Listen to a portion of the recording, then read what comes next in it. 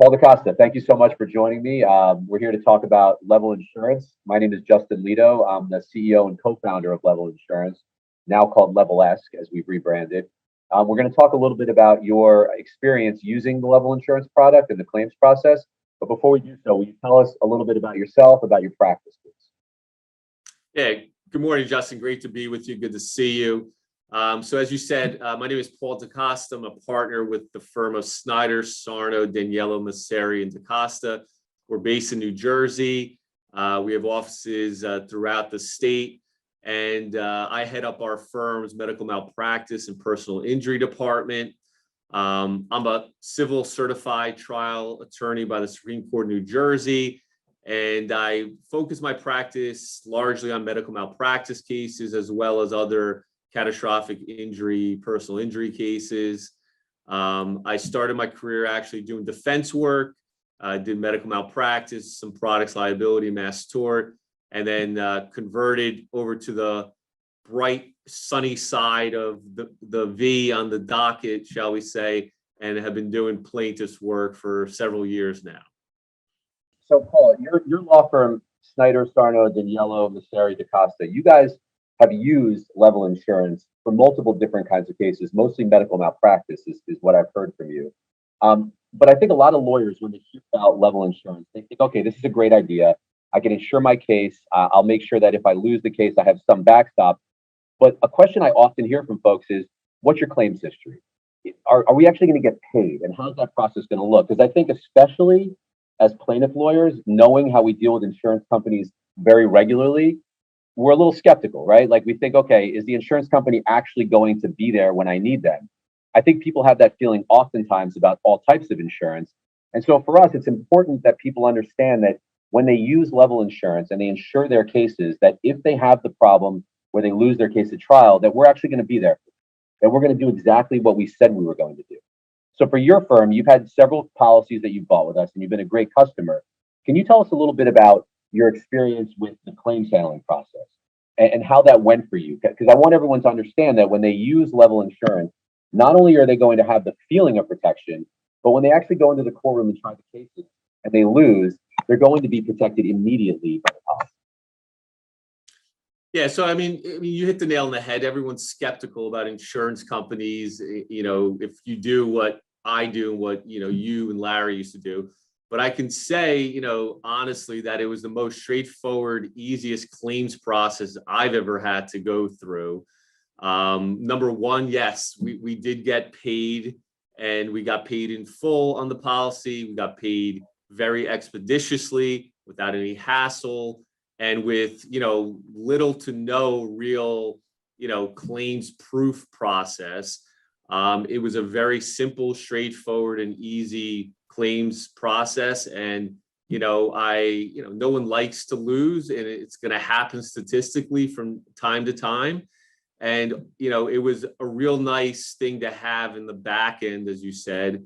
And, when it's all said and done, I think from the time I, hit the first button on the website to start the claims process, I think I had, the check within probably a couple months, if I'm remembering correctly.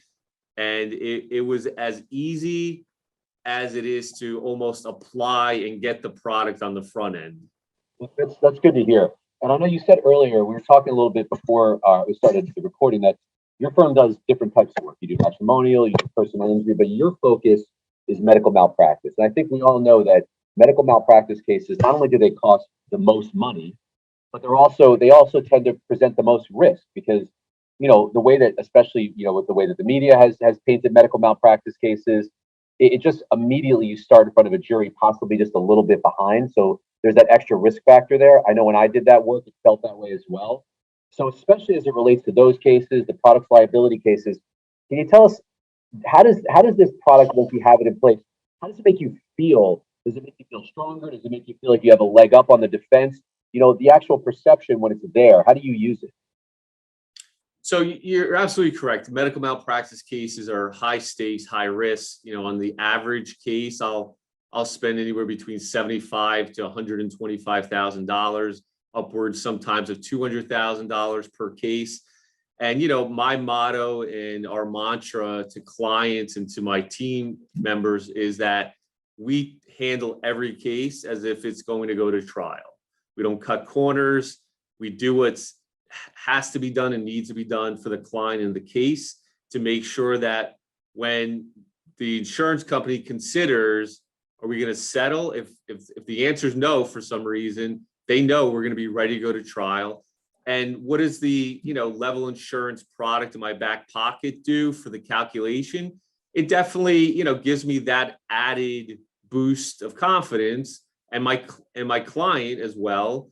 That because the client, you got to understand the client's perspective from my experience is that they know they have an attorney who's going to go the distance. So if I'm buying an insurance product, that's telling them there's no corners going to be cut here. I'm going to take your case to the mat. I'm going to go to trial. I'm going to go to verdict if that's what needs to be done. And as far as dealing with defense counsel and insurance adjusters, more than once I've let them know that when they're trying to give me the normal spiel and tactic of, well, you got to consider you're going to spend X more dollars going to trial. And I know you already spent a lot of money, Paul. You want to risk that?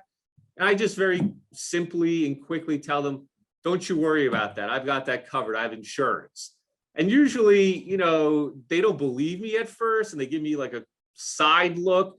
And, and usually it leads to a very, interesting discussion, frankly. And they're really, surprised and interested. And they all walk away saying, wow, that's really smart. And if I were in your shoes, I would do the same thing is usually what I hear. It's interesting you say that because one of the things that we have found, it was a surprise to us actually, when we first developed level insurance, it really was for the sole purpose of providing that back end protection. But as we started selling the product, we actually got calls from lawyers that were representing insurance companies thanking us for developing the product. And that sounds kind of odd, right? But the reason why they were appreciative was that they were dealing with insurance adjusters who simply were intransigent about trying to settle cases. So the existence of this insurance policy on some of these cases sent a message to the adjuster that this lawyer is not going to cut a single corner. They're going to call their witnesses live. They're going to travel to their depositions. They're going to have the trial technology that they need. And that's going to only increase the value of the case and the exposure to the carrier. And it's actually led to better settlements and better discussion between defense lawyers and their adjuster counterparts. So the fact that you bring this up to defense lawyers is interesting to me because we're starting to hear more and more that lawyers are not just using it as a shield, but they're also using it as a sword. Yeah, absolutely. I mean, when it's all said and done, me as a plaintiff's attorney, I have a huge responsibility. I have people's lives literally at stake and, trying to get them civil justice. And we're not in an eye for eye society anymore. Our civil justice system ends with our trial jury system, right? And monetary recovery. And the insurance companies, in my experience, approach everything from a very black and white approach, dollar and cent analysis. And when I have the ability to say, listen, you're not going to get me off of my number that I think is the number that needs to be paid because of X, Y, Z. And by the way, I have insurance and I've even offered to send a copy of the policy, to tell them, listen, I'm happy to send you the policy. Go show it to whoever you need because I don't want to hear that normal old school line of argument that, Paul, you really need to consider your expenses. And, do you want to risk losing your expenses? So, it's definitely a sword in that way for sure.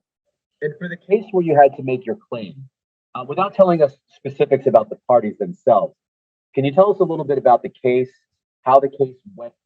And, ultimately, were you forced to go to trial because the defense simply wasn't offering enough money? Or did you go to trial because you thought that you could just get a better result? And what type of things did you do, if anything, different in that trial because of the existence of the insurance that you may not have done or may have thought twice about without the insurance?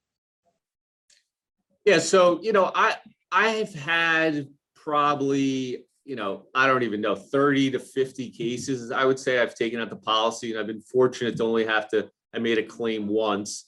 It was a medical malpractice trial.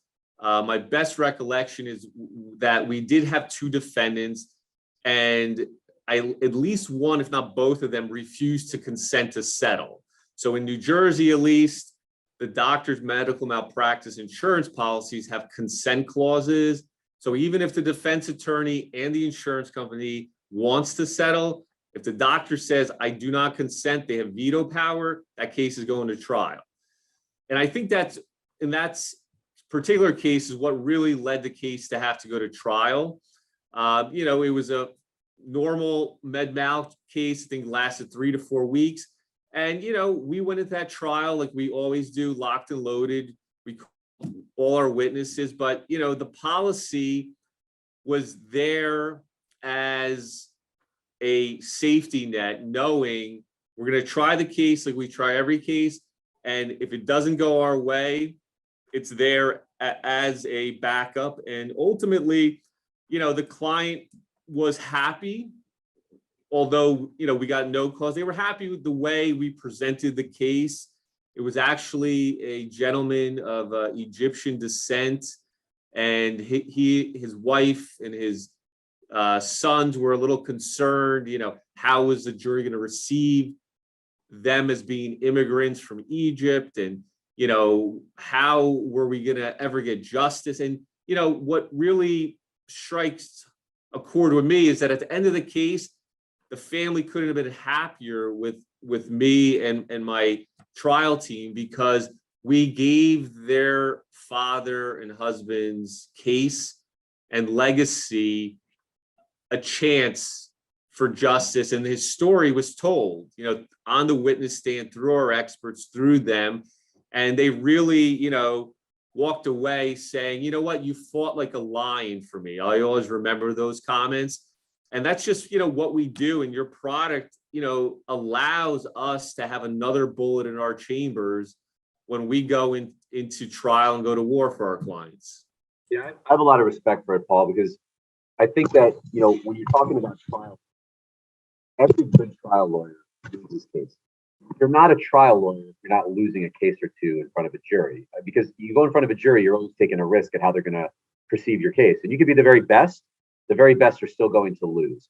And that's really what we're setting out to do, is to protect those real trial lawyers, the people who put it all on the line for their clients. Because at the end of the day, sure, you're going to get your money back on your costs, but you spend an unbelievable amount of time and energy on these cases, and not to earn any fee on it is a big risk in and of itself. So all we're trying to do is give you a little bit of protection on part of the investment, but the real investment for you is all the time and the energy and the sweat that you put into these cases for years until you finally get to the end.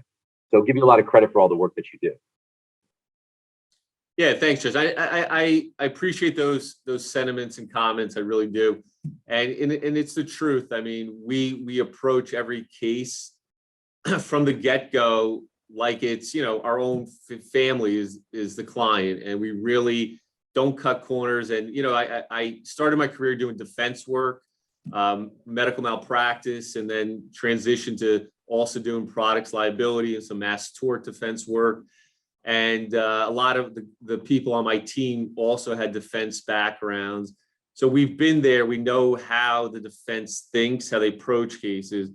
And when I started doing plaintiff's work, I set out to develop a reputation on a few major things. One is when a defense attorney and an insurance company gets a complaint with my name on it, and me as a designated trial counsel, that they know a few things immediately. They know that I know what I'm doing. I'm a real medical malpractice lawyer. I know substantively the law. Number two, they know I'm going to spend whatever I need to spend, do whatever I need to do to get the case to the finish line. And a lot of times that means going to trial. And three, they know that I know how to try a case. And, your product is just part and parcel of that mentality and our real model of being a trial lawyer. And, to me, I tell people it's a no-brainer. I've talked to colleagues and other plaintiffs' attorneys that I don't even know, I just run into. And I'm always, advocating and saying, listen, I don't know why anyone wouldn't do it, for essentially, $3,500, you get a $50,000 insurance policy. And to me, it just makes sense for you, the lawyer, and your firm and your client. I have clients who ask me a lot when I first meet with them and go over my retainer, what's this litigation protection insurance business that you're talking about? And when I explain it to them, it gives me a real, I think, advantage if they're shopping around, quote unquote, for attorneys, because I say to them, listen, this is me telling you, I'm all in. If it requires taking your case to trial, this is just another thing I can point to tell you we're going to do everything that we're going to need to do and not cut corners. That's great, man. And as far as this particular case, did you all appeal the case? We did not actually. After consultation with the family for various reasons, they chose not to appeal, and we ultimately decided not to with the client's consent and their consideration of it. Well, the reason I ask is that a lot of times we hear lawyers, they ask us the question, do you have to appeal a loss in order to make a claim? And so in your particular case, you did not appeal it, and it is not required to appeal. One thing that is important is that if you appeal it, you continue to get the protection through the appeal and potentially a retrial if you still have enough coverage. But there is no requirement to appeal. And in your particular case, you did not appeal and you were still making the claim and you still got paid. Yeah, correct. That was my scenario. Great. All right. Listen, man, thank you so much for taking the time to talk with us. It really is great. It's always good, first of all, to talk to our clients somewhat face to face. It's a good thing for Zoom. And I really appreciate you taking all the time. My pleasure. And thank you and Larry for everything you guys are doing for plaintiffs' attorneys and our clients. It's really an excellent product, and nice to see you via Zoom. And I know you're jealous that it's 50 degrees in New Jersey today, and it's probably a sweltering 89 with humidity in Miami. So I have that on you, Justin. It's about 75, which is even better, but I don't want to rub it in. Good chatting with you. Thanks. Thanks.